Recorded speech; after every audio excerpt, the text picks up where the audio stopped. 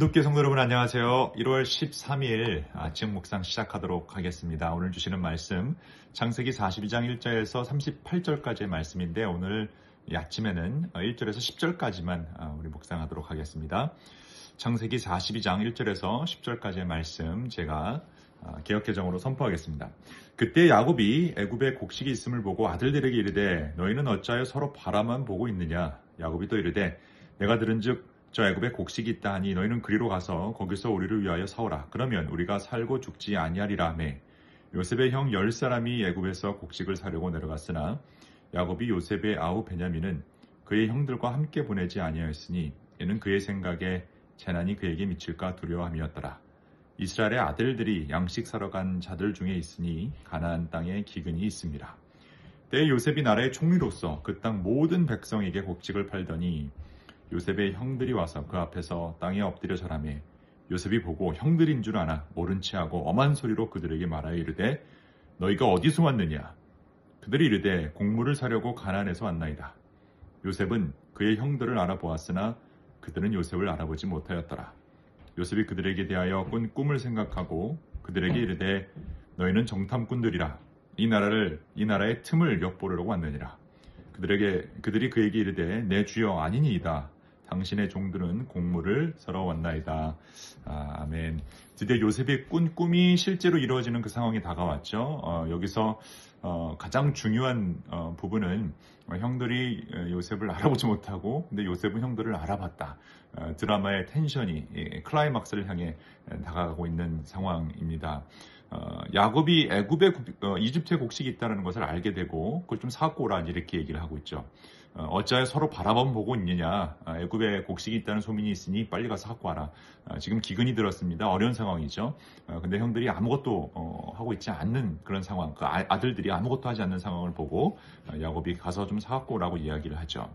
그때 야곱은 이 요셉의 아우 베냐민을 같이 보내지 않습니다. 이미 요셉을 잃어버린 그런 경험이 있었기 때문에 그 두려움이 아마 있었던 것 같아요. 그래서 야곱은 아직도 편애하는 그 마음이 그대로 있었던 걸 알 수 있는데 그래서 베냐민은 같이 가지 않고 형들만 보내게 됩니다. 그래서 이스라엘 아들들이 양식을 같이 사러 가고 가나안 땅에는 기근이 심했다 이렇게 기록되어 있죠.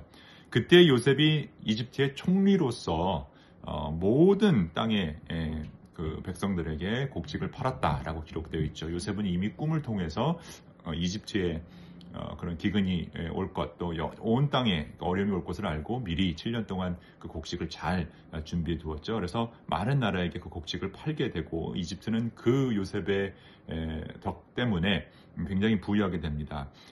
그 곡식을 사러 온 사람들 중에 한 명이 그룹 중에 한 그룹이 요셉의 형들이었는데 참 희한하게도 요셉은 바로 알아보게 되고 형들은 알아보지 못해요. 당연히 그렇죠. 아마 눈도 못 맞추셨을 겁니다. 그 당시 이집트는 강대국인데 그 강대국의 총리를 어떻게 감히 쳐다보겠습니까? 그것도 이제 음식을 사러 왔기 때문에 최대한 조아렸겠죠. 요셉은 그 꿈에서 바로 본 그대로 형들이 자기 앞에 무릎을 꿇고 절을 하는 것을 보게 됩니다. 요셉이 그에게 대하여 꿈을 생각하고 그들에게 이르되 너희는 정탐꾼이라. 무슨 생각으로 요셉이 이렇게 얘기했는지는 잘 모르겠어요. 좀 화가 나서 이 정탐꾼들 내가 혼내줘야지라고 해서 그렇게 한 건지 아니면 그 순간 어떻게 할지를 몰라서 그냥 말이 튀어나온 것인지 아니면 다 계획을 가지고 이렇게 한 다음에 베냐민을 데리고 오게 해서 그걸 다 계획한 건지는 우리가 알 수 없지만 아이러니하게 형들과 요셉의 그 대치 상황을 우리가 볼 수 있습니다. 하나님께서 요셉에게 보여주신 꿈이 이루어진 것을 우리가 알 수 있고요. 그 다음에 이 하나님의 때가 드디어 왔다라는 것을 또 우리가 알 수 있습니다. 그래서 오늘 주시는 교훈에 대해서 이 큐티책에서는 뭐라고 설명을 하고 있냐면 야곱은 베냐민을 제외하고 남은 10아들을 애굽으로 보내서 양식을 얻게 합니다. 혹시나 요셉 같은 재난이 닥칠까 염려했으며 아들들을 의심했기 때문일 수 있습니다. 자신의 편애 때문에 요셉을 잃은 줄을 모르고 다시 베냐민에게 집착합니다. 스스로 자녀를 지킬 수 있다라고 생각한 것입니다. 이런 집착에서 벗어나 하나님만 의지할 때 그의 삶의 슬픔과 상실의 순환이 멈출 것입니다.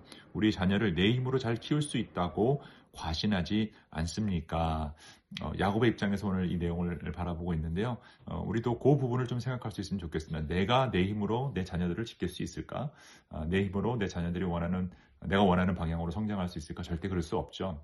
여러분, 우리는 우리의 자녀들을 하나님의 기준대로 키워야 할 것입니다. 그리고 오늘도 이 요셉의 이야기를 통해서 알 수 있겠지만 하나님의 때가 중요하고 그 때를 기다리는 게 가장 중요한 거죠. 그 때를 기다리고 하나님의 보호하심과 하나님의 인도하심을 믿는 사람들이 하나님의 백성으로 자녀들을 잘 키우는 사람이라는 것을 잊지 말아야 할 것입니다. 집착하지 말고 내 것에, 내 의지에, 내 생각에 집착하지 말고 온전히 하나님이 보여주신 그 꿈을 쫓아갈 수 있는 여러분과 제가 되기를 주님의 이름으로 축원합니다. 기도하겠습니다.